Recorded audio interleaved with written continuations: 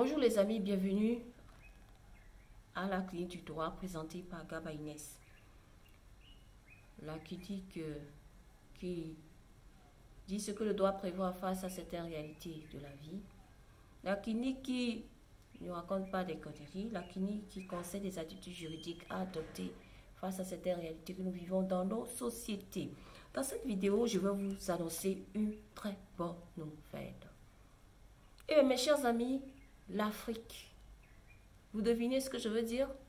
Mes chers amis, l'Afrique va participer désormais au G20. C'est quoi le G20?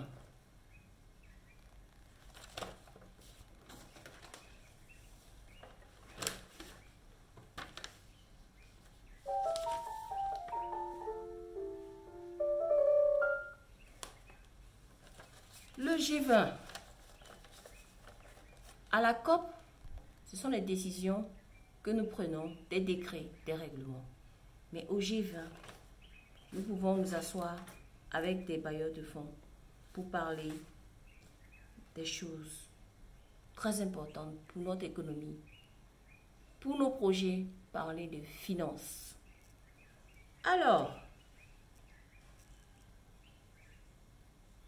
cette nouvelle est tombée à peu près à 18 mois avant le dernier sommet africain sur le climat qui s'est déroulé en Nairobi. Alors, c'est quoi l'importance pour nous les Africains d'aller au G20? Mes amis, c'est au G20 que les chefs d'État et des gouvernements, les ministres des Finances, les directeurs de banques centrales échangent entre eux et essayent entre eux d'adopter une politique commune financière qui sera défendue par chaque État, par chaque pays sur sa scène nationale, mais aussi dans les institutions internationales comme le FMI et les Nations Unies. L'Afrique a des problèmes qui ne sont pas forcément propres à l'Afrique. Mais aller au G20, c'est quelque chose de très capital pour nous les Africains. Vous comprenez en quels termes?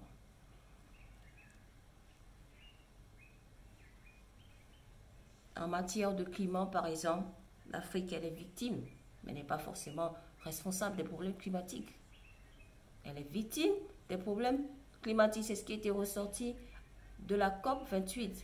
Du côté de l'Afrique, elle est victime. Elle est victime, mais elle n'est pas forcément, elle n'est pas responsable. Donc, cette étape est très importante pour les Africains. Donc, à bientôt, portez-vous bien pour une nouvelle vidéo. Nous allons au G20.